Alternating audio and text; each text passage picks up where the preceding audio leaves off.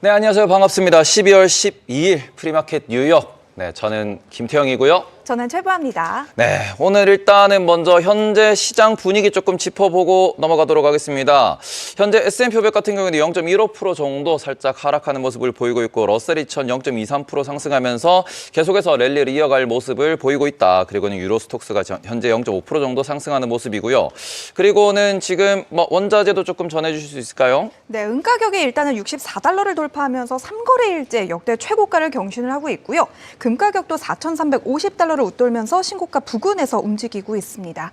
오늘 장에서 또 다른 특징적인 원자재라고 한다면 팔라듐이 있습니다. 1,600달러에 근접하면서 지난 10월 이후 2개월 내 최고치를 기록을 했는데요. 연준의 금리 인하에 따른 미 경기 회복에 대한 기대감, 또 글로벌 차량업계 전반의 반등이 점쳐지고 있죠. 일명 에브리싱 랠리와 함께 산업용 원자재에 대한 관심도 뜨거워지고 있습니다.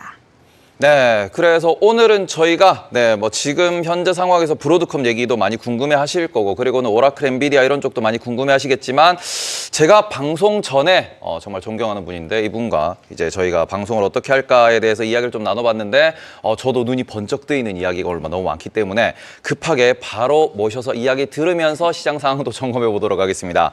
저희 김진 주식 원탑 대표님이신데 이사님이신 저희 김진 이사님 오셨습니다. 어서 오세요. 안녕하십니까. 네, 저기 한 가지 정정하고 싶습니다. 네. 주식 원탑이 아니고요. 김진의 투자 캠프로 정정 부탁드립니다. 알겠습니다. 김진의 투자 캠프의 김진 이사님 나오셨습니다. 자, 일단 지금 시장에서 제일 궁금할 거는 결국에는 FOMC도 있겠고 여러 가지가 있겠지만 브로드컴을 먼저 한번 살짝 짚어야 될 것 같아요. 지금 브로드컴이 현재 5.8% 정도 하락을 하고 있는 모습을 보이고 있습니다. 실적 발표 이후에 약간 시장이 두드러기 알러지 반응을 보이고 있는데 요거는 저희가 어떻게 볼 수 있을까요? 우선 저는 항상 그런 것 같아요. 사람들이 이제 주가가 빠지면 제가 참 하지 말자고 이야기를 많이 하는 것 중에 하나가 뭐냐면 원인 찾기 오류. 무슨 일만 있으면 이거 왜 그래? 이거에 이제 굉장히 집착을 하는 것 같긴 한데 그거에 대한 설명들은 조금 있는 것 같기는 하죠. 이제 신규 고객이 엔트로픽이고 마이크로소프트하고 마이크로소프트하고 실질적인 계약을 진행하고 있다라는 기대를 했었는데 그 얘기는 빠졌고 이걸 이제 좀 주가 하락의 이유로 삼는다 이렇게 생각도 하는 것 같은데요. 저는 오히려 그냥 항상 이럴 때 보면 그럼 재무적으로 뭔가 좀 충격을 줄 수 있는 이유가 뭘까? 그런 요인은 있었나라고 생각을 하면 어저께 이제 컨퍼런스 콜에서 CFO가 나와서 앞으로 한 1년 동안 총 그로스 마진은 조금 줄어들 것 같다. 이런 이야기를 언급한 게 그나마 잡을 수 있는 꼬투리가 아닐까 이렇게 생각을 해요. 근데 그로스 마진이 그럼 왜 나빠졌나 이제 그거를 한번 생각을 해봐야 되잖아요. 근데 그게 좀 아이러니한 것 같아요. 이제 브로드컴 하면 이제 에이직 반도체 그다음에 또 최근에는 알파벳의 TPU 이러면서 이제 에이직 반도체 GPU에 대응하는 이렇게 이제 막 스토리가 만들어졌었단 말이죠. 일종의 내러티브라고 이야기를 할 수 있을 텐데. 제가 지금 너무 엄숙하죠. 아니요. 이거 요 정도 너무 저희 재밌게 너무 좋습니다. 화면빨도 너무 잘 받으세요. 그런데 가만 생각을 해보면 요게 사실은 이 브로드컴 전체 앞으로 한 1년 동안 전체적인 이익을 그로스 마진을 낮추는 요인이 되거든요. 그러니까 굉장히 아이러니한 거죠. 이것 때문에 엄청 기대를 했는데 사실 이 AI 가속기 반도체를 만드는 건 사실은 공정상에 굉장히 어렵다 그래요. 공정상에 굉장히 어렵다는 얘기는 중간에 실패가 많을 거고 실패가 많다는 이야기는 돈이 많이 든다는 뜻이겠죠. 근데 이제 엔비디아의 GPU 같은 경우에는 워낙 범용성이 뛰어나니까 그냥 막 갖다 팔면 되는 건데 이제 이 TPU, 에이직 반도체 이거는 이제 주문형 반도체이기 때문에 고객이 정해져 있잖아요.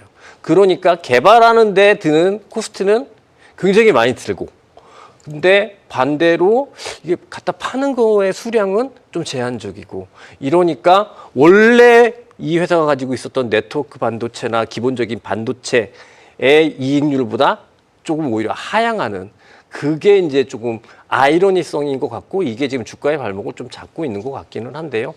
근데 제가 오늘 그래서 오기 전에 시간에 제가 볼 때가 한 마이너스 4.7% 정도 수준이었었는데 그럼 이게 한 어느 정도 많이 빠지는 거지? 이렇게 한번 그려봤어요. 근데 그러면 이 정도는 최근에 많이 올라왔기 때문에 그러니까 이게 기본적으로 에이직 브로드컴이 계속해서 올라왔던 이 전체 추세에 대한 이 트렌드에 대한 어떤 의미 있는 훼손이 있나? 뭐 그 정도까지만 그 훼손이 있으면 조금 심각하게 생각을 해야 될 텐데 그런 훼손처럼 보이지는 않아서 그러면 이제 뭐 많은 사람들이 너무 기대해서 주가가 많이 올랐다는데 저는 사실 그렇게 얘기하는 거는 좀 굉장히 반대거든요. 왜냐하면 그런 말 자체가 이제 시장을 전지적 작가 시점으로 바라보는 거잖아요. 근데 제가 시장보다 이렇게 위에 있을 수 있는 사람은 아니거든요. 그냥 뭐 현실적으로 생각을 해보면 이게 정말 이 브로드컴 전체의 트렌드에 뭔가 의미 있는 훼손점을 발생하고 있는가 이 생각을 해보면 5% 정도 빠진다고 해도 그 정도 수준은 아닌 것 같고 그냥 뭐 이 정도에서 정리해도 되지 않을까? 그냥 조심스럽게 그렇게 생각하고 있습니다. 길게 보면은 여전히 긍정적으로 볼 만한 포인트가 많기 때문에 그렇게 크게 뭐 걱정할 필요는 없을 것 같다. 요 정도로 생각을 해도 될까요? 일단 브로드컴 같은 경우는 저는 많은 분들이 이제 TPU, 에이직 반도체 이제 여기에만 좀 포커싱을 맞추어 가고 있는 부분인 것 같은데 실제로 이 회사 이제 가장 핵심적인 포인트는 결국은 AI 인프라 상에서 이 결국 네트워크 병목이 많이 일어나잖아요.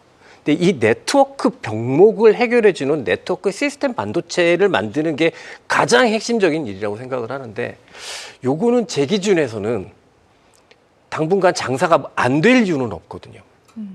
이제 물론 그게 이제 주가가 많이 오르고 또 뭐 브로드컴 하면은 또 엄청나게 높은 밸류에이션을 가지고 있고 뭐 이제 이렇게 얘기를 하면은 얘기 안 끝나요. 그러면 이제 얘기 안 끝나는 거고. 근데 어찌됐든 브로드컴이 하고 있는 장사 자체는 당분간 오히려 더 니즈가 많아지는 장사를 하고 있는 그런 브로드컴이다라고 말씀드리고 싶어요.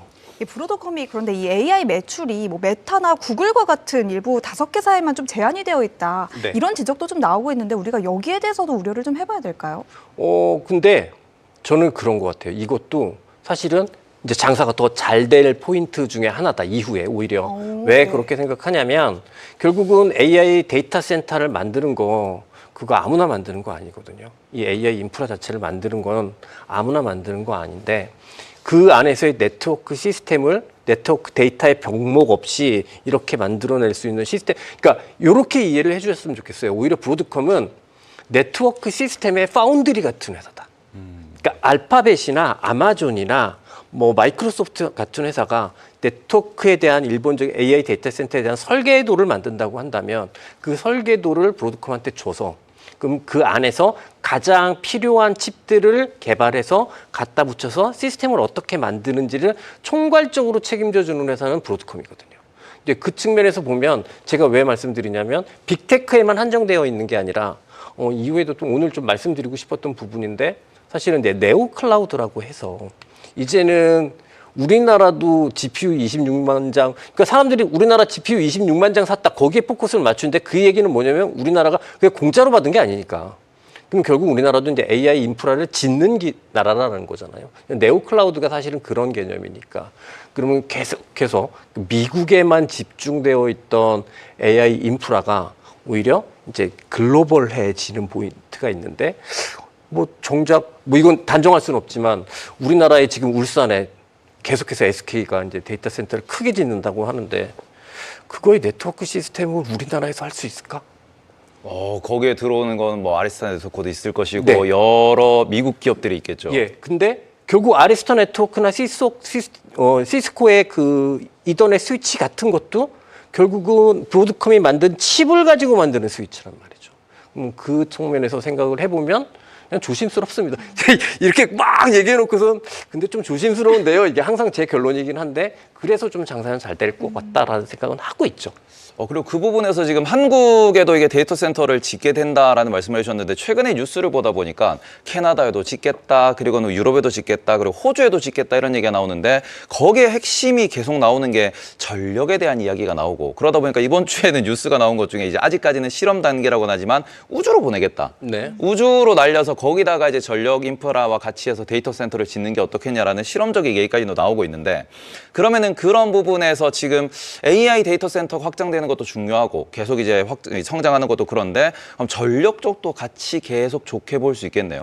일단은 우리가 제가 요새 이제 저의 채널에서도 많이 말씀드리고 있는 부분입니다만 이 전력에 대한 기본적인 관념 자체를 좀 바꾸어 보자라고 말씀을 드려요. 우리가 이제 전력하면은 지금도 콘센트 너무 많고 우리는 그냥 꽂으면 전력을 쓸 수 있잖아요. 그래서 그냥 이거는 내가 전기세만 내면 언제든지 쓸 수 있는 거 아니야? 라고 이제 기본적으로 일반 사람들이, 현대 사회를 사는 일반 사람들은 그렇게 생각을 하는데, AI 인프라를 운영하는 사람들 입장에서 생각을 해보면 이 전력이라는 게 결국은 자원이거든요. 그러니까 굉장히 효율적으로 희소성 있게 사용할 수 있는 자원이어야 한다라고 생각이 들고요. 그러면 지금 현재 입장에서 전력과 관련한 기업들은 저는 이런 것 같아요. 가장 중요한 건 희소성 있는 자원이잖아요. 그러면 내가 최대한 빨리 확보할 수 있는, 그러니까 최대한 나에게 빨리 전력을 공급해 줄 수 있는 그런 회사가 지금은 더 좋은 거 아닐까요? 그러니까 그렇다라고 생각을 하면 원전 같은 경우에는 기본적으로 지어서 최종 완성되는 데까지 5년에서 10년 정도의 타임 피리어드가 걸리고 타임 호라이즌이 걸리는 상황이고, 가스터빈 같은 경우가 지금 그래서 이제 엄청 부각을 받는데, 요게 가스터빈, 그러니까 천연가스가 참 그런데 그러려면 천연가스 발전을 하려면 가스터빈이 이제 핵심이잖아요. 근데 이 가스터빈이 또 쇼티지거든요. 그 지난번에 지버노바 실적을 보게 되면은 미쓰비시 중공업에서 IR에서 이런 이야기를 했었는데, 지금 나한테 발주를 하면 4년 후에 받으실 수 있을 거예요. 이렇게 얘기를 했단 말이에요. 그럼 얘도 오래 걸리는 거죠. 그래서 최근에 오히려 미국 시장에서 보면 발전기, 그러니까 원래 이 건물마다 있었던 소형 발전기 있잖아요. 이 발전기를 대형화시킨, 컨테이너 크기로 대형화시킨 그걸 한 50개 정도를 깔아놓으면 그러면 데이터 센터가 돌아간대요. 그런 발전기를 제공하는 기업들, 그런 기업들도 굉장히 최근에 오히려 이제 증시가 전체적으로 좀 조정을 받는 기간에서도 강한 모습이었던 것 같고, 또 사실 이 건설에서 사용하는 데까지 가장 빠르게 걸리는 게 의외로 태양광이잖아요. 그래서 의외로 지금 보면 태양광 업종 같은 경우가 미국에서 보면 트럼프 때문에 굉장히 구박을 많이 받고 있다가 최근에 꽤나 강한 흐름인데. 그렇습니다. 네. 그리고 태양광은 사실 전력의 불안정성이라는 엄청난 단점이 있기 때문에 ESS랑 같이 생각을 해야 되잖아요. 근데 요 관련한 기업들도, 그러니까 그런 기업들이 그냥 똑같이 움직여요. 그러니 지금 말씀드리고 싶은 부분은 전력은 기본적으로 우리가 좀 개념을 바꿔야 한다. 희소성 있는 자원의 개념으로 봐야 될 것 같고, 희소성 있는 자원의 개념에서 생각을 해보면 가장 지금 유명한 업종이라고 하는 건 뭐냐면 AI 인프라를 운영하는 사람들한테 빠른 시간 안에 안정적으로 공급해 줄 수 있는, 그게 뭐든 상관없다. 뭐 2차원으로 생각을 좀 범위를 넓혀 본다고 하면 지금 시장의 흐름과도 또 잘 맞고 있다. 이렇게 말씀드릴 수 있을 것 같습니다. 그러면은 저희가 일단은 뭐 AI에 대해서는 요 정도 말씀을 드렸고, 그다음에 더 준비된 내용이 있지만 일단 중간에 잠시 쉬어가는 걸로 FMC 얘기를 안 할 수가 없을 것 같아요. 12월 FMC 회의 이야기도 한번 나눠보도록 하겠습니다. 뭐 물론 만 하루가 지나기는 했지만 또 이사님이 보시는 시각에서 이번 12월 FMC 회의 결과도 궁금한데, 이게 뭐 매파적이라고 봐야 될지 뭐 비둘기파적이라고 봐야 될지 시장에 얼마나 큰 호재로 작용을 하게 될지도 좀 궁금합니다. 네. 근데 쉬어가자고 하시면서 FOMC를 이야기를 하시면 이게 너무 지금 이제 주식과 이게 저희가 이제 주식을 하는 사람들이다 보니까 눈이 반짝반짝하다가 네. 잠깐 매크로로 약간 쉬어가자라는 느낌입니다. 네, 저한테는 이게 더 무거운 쪽인데 사실 이런 이벤트가 있으면 그런 것 같아요. 그 해석은 다 각자의 몫인 것 같고, 네. 그러면 어디에다가 포커스를 두고 네. 어디에 포인트를 줄 것이냐인데, 저는 이번 FOMC 그리고 지난 9월 FOMC 둘 다 제 기준에서의 활용 정점은 어디 있었냐면 그 Summary of Economic Projection이라고 하는 SEP에 있었다라고 생각을 합니다. 이제 많이들 이제 아시고 계시겠지만 이번 FOMC의 SEP에서도 보게 되면 2026년의 전망치가 중요한데, GDP는 원래 9월에는 1.8% 예상이었는데 8% 성장 예상이었는데 이걸 2.6%로 장난하는 것도 아니고 너무 많이 올렸어요. 근데 그러면 그만큼 경제 전망 자체는 나쁘지 않게 진행을 연준에서도 하고 있다는 뜻이겠죠. 근데 사실 이렇게 경제 전망을 강하게 한다고 하면 실업률은 많이 낮춰야 되거든요. 그렇죠. 실업률하고 경제와의 상관관계를 생각을 해보면, 그런데 실업률은 오히려 유지를 시켰어요. 4.4%로. 그리고 경기가 좋다라는 가정을 기본적으로 깔고 있다고 하면 물가 전망은 지속적으로 조금 높게 할 수 있거든요. 근데 물가 전망도 오히려 지난 9월보다는 조금 낮게 잡았습니다. 그러면 이게 이제 이렇게 생각을 할 수 있는 거죠. 경제 전망은 좋은데 실업률, 고용상에서의 문제는 여전히 있다라고 이해를 하고 있는 것 같고, 그다음에 물가에 대한 리스크는 좀 작다고 이야기를 하는 것 같고, 저는 이제 뭐 이런 FOMC나 많은 사람들이 많은 이야기를 합니다만, 이제 주식하는 사람의 입장에서 생각을 해봤을 때, 주식하는 사람 입장에서 가장 좋은 투자 환경은 뭐냐라고 하면 저는 이거거든요. 리세션 없는 매크로 환경에서 금리 인하 사이클. 그러면은 내년도가 매우 주식 투자 환경은 좋다라고 볼 수 그게 있겠네요. 올해도 그렇고 네. 그런 거죠. 사실 내년에도요? 네, 그러니까 왜냐하면 이제 이건 FOMC가 그렇게 GDP를 전망했으니까 네. 제가 말씀을 드리는 거죠. 사실 주식 투자하는 사람 입장에서 생각할 때 리세션 없는 금리 인하 사이클만큼 주식이 너무 좋은 국면은 별로 없거든요. 그 차원에서 생각을 해보면 저는 S&P 하나 보고 시장은 매파적 인하였냐 아니냐, 사실 이번에는 저는 그건 그렇게 중요하지 않았습니다. 네. 왜 그랬냐면 이제 파월은 가셔야 되고, 새로운 분이 오셔야 되고. 네, 그리고 지금 시장에서 가장 고민하고 걱정했었던 건, 이번 FOMC에 대해서 가장 고민하고 걱정했었던 건 2026년에 통화 정책을 어떻게 할까 이거였잖아요. 근데 그럼 파월이 얘기를 못 해주거든요. 갈 거니까. 근데 2026년에 대해서 약간 시장에서 경계하는 건, 어제 닉 티메로스 기자도 글을 썼는데 네. 2026년에 금리 인하가 쉽지는 않을 거다. 네. 말 그대로 이제 뭐 작년도에도 2024년에도 이제 1% 정도 내렸고, 이번에도 0.75 정도 3회 연속 인하를 하고 난 이후에 현 상황에서 내년도를 이제 약간 뭐 닉 티머스 기자도 연준이랑 많은 소통을 한다라고 하니까, 거기서 짚었던 부분이 뭐냐 그러면은 금리 인하를 하려면은 인플레이션이 확실히 내려오는 시그널을 포착해야 될 것이고, 아니면은 고용이 정말 이게 뭔가 정치적 부담을 느낄 만큼 불어줘야 금리 인하가 될 것이다. 그게 아니면은 내년도 금리 인하가 쉽지 않을 거다. 그러니까 이거를 12월 FOMC를 피벗이라는 부분으로 봐야 된다라는 의견도 조금 있더라고요. 그러니까 주식 투자자 입장에서 오히려 중앙은행 통화 정책의 피벗이라고 해버리면은 요것도 부담되는 부분이지 않나라는 생각 때문에, 요건 어떻게 생각하실까요? 그게 만약에 시장의 일반적인 해석이었다면, 그러면 사실 FOMC 끝나고 시장이 많이 무너졌을 것 같아요. 많이 무너졌을 것 같아요. 그리고 금리도 위로 튀었어야 하는 게 맞을 것 같다는 생각을 하는데, 그렇지 않았잖아요. 저는 사실 그렇습니다. 제가 뭐 이코노미스트도 아니고, 제가 뭐 그렇게 공부를 많이 하신 분들의 이야기를 그냥 참고하는 거지. 그리고 저만의 생각을 조금 정리를 해보는 거겠죠. 그 차원에서 생각을 해보면 피봇 관점까지 뭐 그렇게 충분히 근거 있죠. 충분히 근거 있는데, 그게 시장의 핵심적인 귀결점이었나라고 생각을 하면 저는 그래 보이진 않아요. 왜냐하면 어찌됐던 그 전날, FOMC 전날에 이제 차기 의장으로 굉장히 유력하다고 얘기하는 케빈 하셋은 금리 더 내릴 수 있는 룸이 있다라고 이야기를 했던 것 같고요. 그다음에 파월이 이번에 FOMC에서 Q&A를 하면서, 이제 그 Q&A가 아니죠. 그 기자회견을 하면서 질의응답을 하면서, 제가 요새 너무 Q&A를 많이 해가지고 그 질의응답을 하면서 약간의 힌트를 줬던 부분 중에 하나가, 이제 금리가 중립 수준으로 내려왔다, 중립금리 수준으로 내려왔다라고 얘기를 하거든요. 근데 사람들이, 많은 분들이 다 아시면서도 일부러 부정하시는 것 같아요.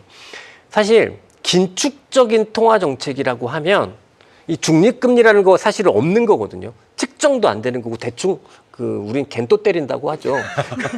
네. 대충 어림 잡는 건데, 이 중립금리보다 정책금리를 위에 놓으면 긴축적인 통화정책인 거고, 금리를 올린다고 긴축적인 통화정책이 아니라, 원래 원칙적으로 보면 중립금리보다 정책금리가 위에 있으면 긴축적인 통화정책이고, 중립금리보다 정책금리가 아래에 있으면 완화적인 통화정책인 거거든요. 이거를 지금 대입해 보면 아직까지 완화적인 통화 정책이 아닌 거예요. 그러면 제가 생각할 때 뭐 시장의 컨센서스가 뭐 내년에 2번, 뭐 3번 있는데, 이건 모른다. 사실 그걸 보고 이제 우리는 터미널 레이트라고 이야기 하잖아요. 이제 최종 금리, 정책 금리의 최종 종착지가 어디인지는 알 수는 없다. 다만 상당 기간, 단기간 동안은 정치색을 띌 가능성이 이게 이제 나중에 2년, 3년 있다가 엄청난 후폭풍으로 오겠죠. 근데 그건 그때 가서 우리가 고민하면 되는 거고, 지금 입장에서는 좀 정치색까지 뜰 수 있을 거라 생각하기 때문에 금리나 여력이 있는 거로 시장은 판단했던 것 같고, 그래서 FOMC 이후에 시장은 좋게 반응한 거다. 저는 그냥 이렇게 해석을, 잘 모르지만 뭐 이렇게 떠들어놓고 또 잘 모르지만 이러면 좀 죄송하긴 한데 뭐 저는 그렇게 생각합니다. 알겠습니다. 질문을 하나 더 드려보도록 할게요. 사실 이번 12월 FOMC 회의에서는 금리 인하는 어느 정도 좀 기정사실화된 것이다 라고 보고 있는 분들이 많은데 시장이 더 주목했던 부분은 생각보다 R&P가 좀 빠르게 결정됐다는 점입니다. 여기에 대한 시장의 영향도 우리가 생각을 한번 해봐야 할 것 같은데요. 어떻게 보시죠? 일단 시장에서 그러니까 좀 기대했었던 거는 QE를 좀 진행을 해달라 뭐 이거였는데 QE는 이제 10년물 가지고 하는 거고요. 요번에 결정했던 거는 단기물 1년 이하짜리로 하는 거니까 그거하고 조금 시장의 기대치하고는 조금 달랐던 것 같기는 한데 어찌됐든 지금 미국 상황에서 최근에 좀 많이 완화됐다라고 이야기하고 있지만 그래도 미국의 유동성 상황에서 조금 위험 요인이었다고 얘기하는 건 뭐냐면 단기 유동성 경색 요 부분이었었거든요.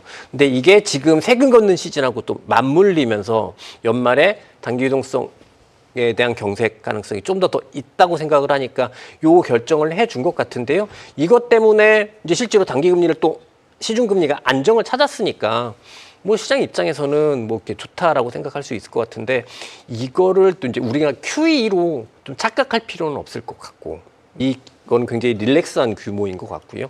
그냥 뭐 파월이 너무 이번 금리가 일단 여기서 한번 멈추겠습니다라는 쪽으로만 강조를 해버리면 또 시장에 충격도 있을 것 같은데 거기에 대한 뭐 반대급부일 수도 있고 뭐 그 속에 들어가 보지 않았으니까 정확하게는 알 수 없겠습니다만 저는 그냥 이 그러니까 단기 채권 매입 같은 경우에는 그냥 단기 유동성 경색이 오히려 조금 주식하고 바로 연결짓지 말고 이거는 단기 유동성 경색을 완화시키는데 조금 포커스를 맞춰보고 싶습니다. 시장에서는 근데 그 부분을 좀 기대하고 있는 게 지금 계속 단기 유동성에 대한 단기적인 채권 매입에 대해서 말씀을 해주셨는데 이거를 정부랑 연계하다 보니까 재무부가 최근에 하고 있는 정책들은 장기 채권 발행을 줄이고 단기 채권 발행을 늘리겠다. 네. 그러면은 재무부 기준에서는 최근에 11월에는 장기 채권 뭐 10년물 이상에 대한 바이백도 진행을 했었고 네. 그러니까 이걸 하나의 뭔가 로직으로 놓고 보니까 연준이 단기 채권을 사주면은 그 돈으로 오히려 정부가 장기 채권을 사버리는 그러니까 간접적 QE로 해석할 수도 있지 않나라는 얘기도 있더라고요. 요건 어떻게 생각하실까요? 그거는 저는 이 바이백이 사실 장기 채권을 시중에 유동성 많은 채권을 사주는 게 아니거든요. 이게 뭐냐면 30년 만기 30년짜리 채권인데 30년 다 지났어요. 그래서 이제 만기 한 2년 남았어요. 그 유통 안 되거든요. 그런 거 사줘서 유동성을 주는 거거든요. 지금 재무부에서 하고 있는 바이백이라는 게 그 차원에서 생각을 해보면 이거를 일본에서 했던 뭐 일드 커브 컨트롤이라든지 이런 식으로까지 좀 해석하는 거는 그냥 주식 투자하는 사람들이 뭐든지 좋은 게 좋은 거니까 긍정적으로 해석을 하려고. 네, 하다 보니까 좀 그런 거다라고 저는 그렇게 생각하고 있습니다. 네, 알겠습니다. 파월 의장이 이번 기자회견에서 금리 동결 그리고 그 금리 인하 모두 어느 정도의 논리가 있다라고 답변을 했습니다. 그러니까 이견이 분분하다 연준 내에서도 이런 네. 말인데 거기에 추가로 이제 파월 의장이 가고 새로운 차기 연준 의장 뭐 네. 지금으로서는 캐비넷 시즌이 가장 유력하다고 볼 수가 있겠죠. 차후 내년도 연준의 금리 결정 향방에 대한 불확실성이 좀 더 커질 수 있다라는 우려들이 나오고 있는데 이런 우려들이 약간의 기우일까요? 아니면 우리가 이러한 부분에 대해서 대비를 좀 해야 되는 부분일까요? 오히려 저는 그 차기 연준 의장이 결정되게 되면 2026년도 통화 정책에 대한 불확실성은 감소할 거다라고 좀 생각을 하고 싶어요. 그리고 실제로 요번에도 보면 뭐 이렇게 이야기가 많았다, 뭐 갑론을박이 많았다 이렇게 얘기하지만 동결 주장한 사람은 2명밖에 없었거든요.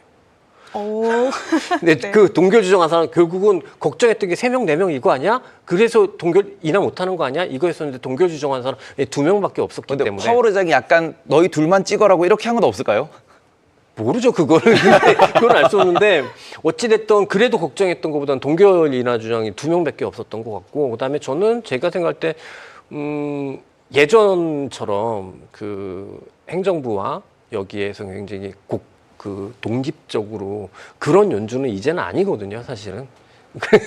약간 그런 얘기가 많이 나오더라고요. 네, 그게 가장 단적으로 지금 이제 이렇게 저는 생각합니다. 이게 정답은 아니겠지만 미국의 2년물 금리는 정책 금리를 반영한다고 치고 10년물 금리는 매크로를 반영하는 거고 30년물 금리는 이제 미국 행정부의 신뢰성에 대한 문제라고 생각을 하거든요.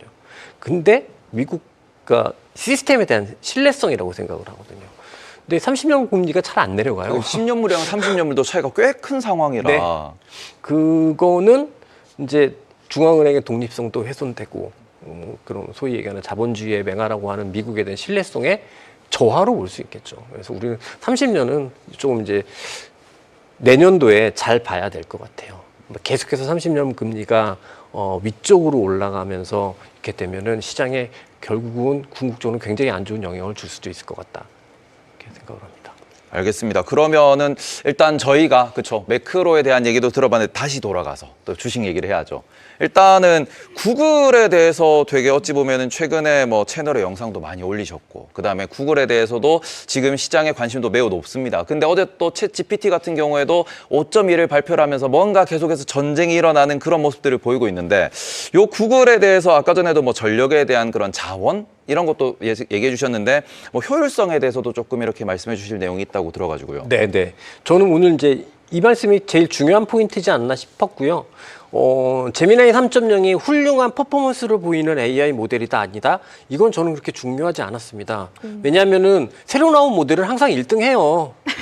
그 1등 못할 모델을 1등 못할 모델을 발표하지 않습니다. 그러니까 그냥 새로 나오는 모델을 항상 1등 한다. 근데 중요한 건 저는 좀 의미를 가졌던 건 뭐냐면 딥식 이후에 AI 모델을 개발하는 걸 조금 효율적으로 해야 되지 않냐? 돈 좀 덜 쓰고 해야 되지 않냐? 뭐 이런 쪽의 이야기가 많았는데 이번 제미나이 3.0 같은 경우에는 파라미터 개수가 10조 개가 넘었다고 합니다.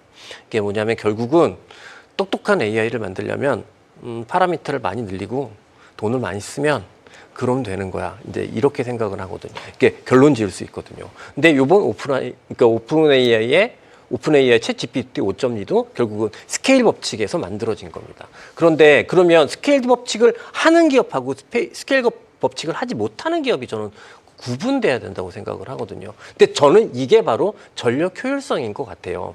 이 알파벳이 요번에 결국은 제미나이 3.0을 이 스케일링 법칙을 이용해서 만들어낼 수 있었던 이유는 돈이 많아서가 아니라 이 회사의 이 알파벳의 AI 데이터 센터의 PUE라고 해서 이제 그 파워 유시지 이펙티브니스 수치가 1.0에 가까웠거든요. 근데 이게 다른 AI 인프라 센터가 보통 한 1.5였습니다. 말이 좀 어려운데 쉽게 얘기해서 다른 데이터 센터 운용자들에 비해서 3분의 2의 전력만 사용해서 똑같은 컴퓨팅 파워를 만들었다는 거거든요. 그러니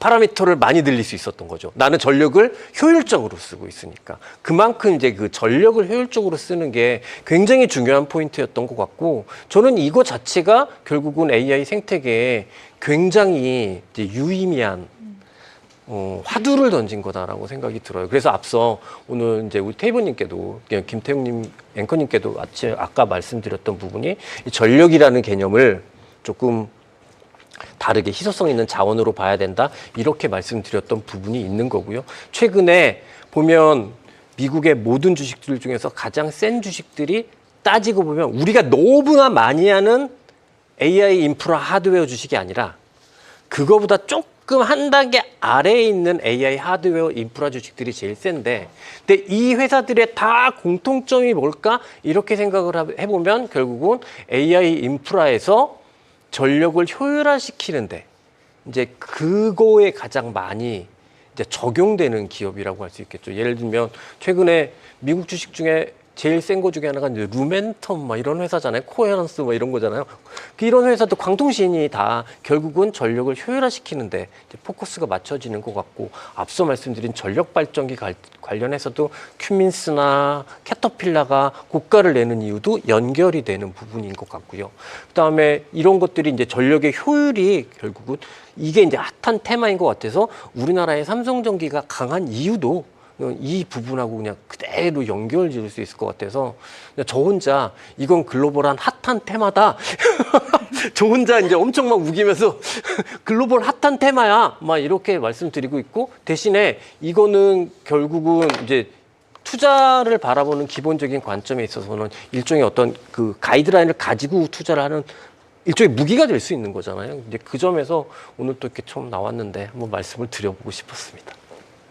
네, 그래서 지금 우리가 단어 용어에서 PUE라는 걸 써주셨는데 이게 파워 유즈드 이펙티브니스라고 해가지고 전력을 얼마나 효과적으로 쓰느냐, 그리고는 그렇습니다. 지금 전기는 계속 부족한 상황이니까 약간 3단계로 나눠볼 수 있을 것 같아요. 저희가 발전원에 대해서, 이게 뭐 가스터빈도 될 것이고 태양광도 될 것이고 발전원에 대해서도 관심을 가져야 되고, 그 중간에 뭐 광통신이라든지 여러 효율을 올릴 수 있는 그런 부분에서 접근하는 네트워킹 쪽, 그리고는 결과적으로는 최종적으로는 우리가 뭐 TPU가 됐든 GPU가 됐든 데이터 센터를 통해 가지고 그걸로 뭔가를 만들어낸다. 이 3단계 모두가 지금 강한 이유가 이런 부분에서 효율을 끌어올리는 그런 기술이 중요하다라고 하셨는데, 그럼 다시 브로드컴으로 돌아가서 네. 이게 뭐 저희가 중간에 광통신도 말씀해 주셨지만 브로드컴도 여기에 좀 도움을 많이 주는, 그러니까 TPU에 대한 설계와 이런 걸 많이 했는데 브로드컴도 여기에 같이 엮인다라고 생각하면서 볼 수도 있겠네요. 제 생각에는 가장 코어에 가까운 주식 중에 하나다. 앞서도 말씀드린 대로 이제 에이직 반도체를 통해서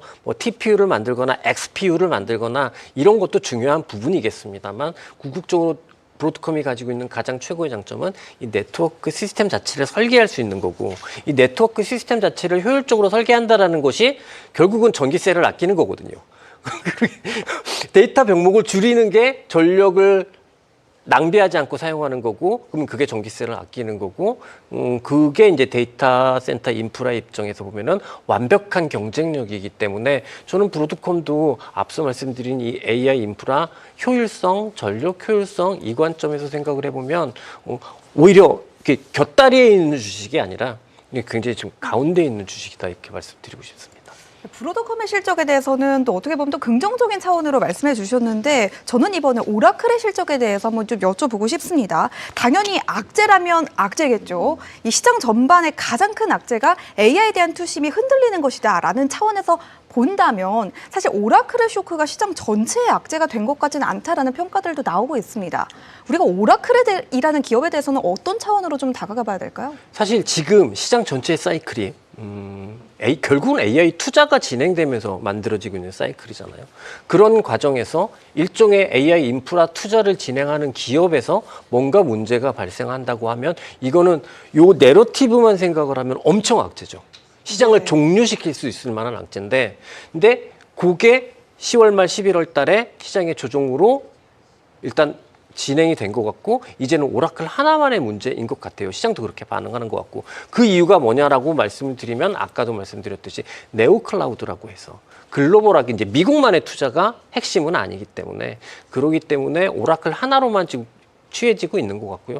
아직 뭐 일각에서는 오라클이 AI 붕괴를 알려주는 광산의 카나리아 같은 역할을 할 거다, 이렇게 이야기를 하는 사람들도 외신을 통해 있는데, 그거는 너무 문학적 창작력이 뛰어난데, 이렇게 생각을 해봤습니다. 그럼 오라클 개별 기업의 이슈일 뿐이고 AI 시장 전반에 대한 우려는 우리가 지금 그렇게까지 할 필요는 없다라는 관점이신 거죠? 우리나라 이제 투자하려고 하잖아요. 이제 시작이다. 네, 다른 나라도 다 지금 이제 미국 빼면 다 우리나라는 이제 투자하는 거잖아요. 그렇기 때문에 앞으로 뭐 몇 년 동안 무조건 롱런할 거다, 이렇게 보기는 좀 어렵겠습니다만, 그래도 이게 이제 본격적인 거품이고 뭐 이렇게 얘기하는 거는, 그 빅쇼트의 마이클 보리가 이제 엔비디아 포지션 잡고 뭐 이러는데 왜 그 얘기는 안 하는지 모르겠습니다. 그 사람이 빅쇼트에서 그 숏 포지션 잡은 다음에 1년 동안 물려 있었던 사실은 2년으로 알고 있습니다. 네. 오랫동안 물려 있었던 사실, 그 사실을 왜 외면하는지 잘 모르겠고요. 그냥 저는 그래서 뭐 단정할 수는 없죠. 리스크가 생기면 또 우리가 그때 대응을 해야겠지만, 지금 이야기하는 건 너무 잘난 척하는 것 같아요, 사람들이.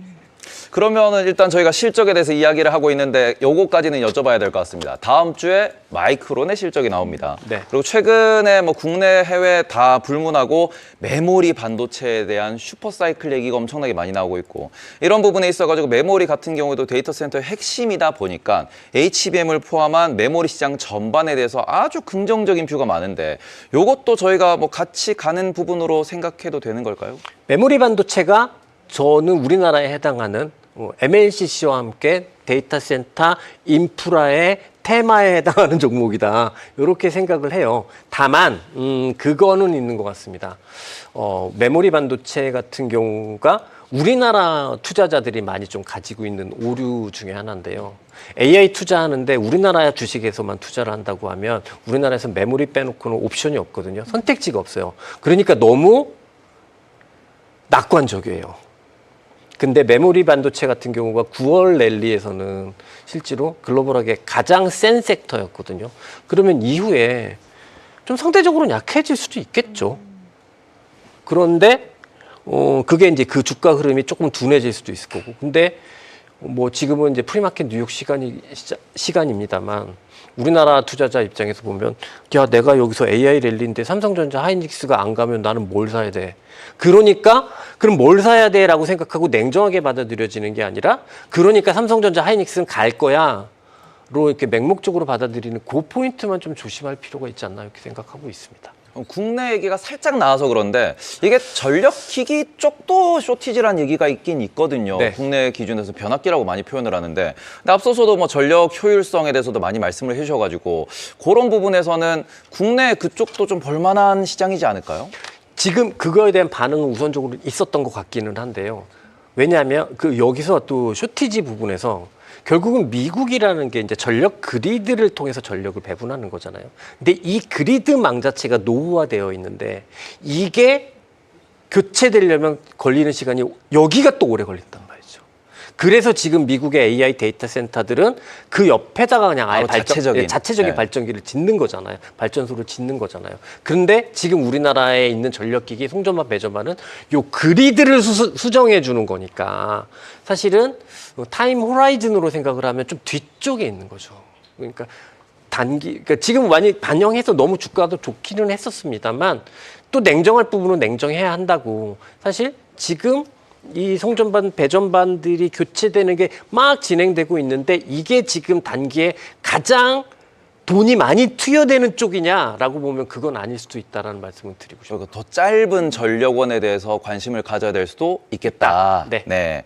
그러면은 저희가 오늘은 저희 시간이 다 돼가지고 요 정도로 듣고 너무너무 이제 시청자분들도 너무너무 좋아하시는데 다음에 꼭 다시 나와주실 거죠? 네. 이건 저희가 약속을 받아야 되는 부분이기 때문에 아니라고 말씀하기가 좀 어려운 분위기긴 해요, 지금. 그렇습니다. 반응이 너무 좋습니다. 그래서 오늘 이제 얘기해 주신 부분을 정리해 보면은 일단은 전력에 대해서 전력도 자원이고 이 효율성에 대해서 많이들 생각을 해보셨으면 좋겠다라는 부분, 그리고는 우리가 뭐 데이터 센터 중심으로 추가로 발전기나 태양광 좀 더 시간이 빠른 그런 전력원에 대해서 시장이 강한 이유가 다 효율성과 이 발전 속도에 달려 있다, 이런 부분 얘기해 주셨고요. 그러고는 내년도 같은 경우에는 뭐 국채금리 중에서도 30년물 국채금리를 조금 예의주시하는 게 투자에 많이 도움이 될 것 같다, 이런 말씀 해주셨습니다. 좋은 말씀 너무 감사드리고요. 다음에 또 뵙도록 하겠습니다. 지금까지 김진, 채널 한번 명을 김진의 투자 캠프입니다. 김진의 투자 캠프 대표님 나오셨습니다. 네, 감사합니다.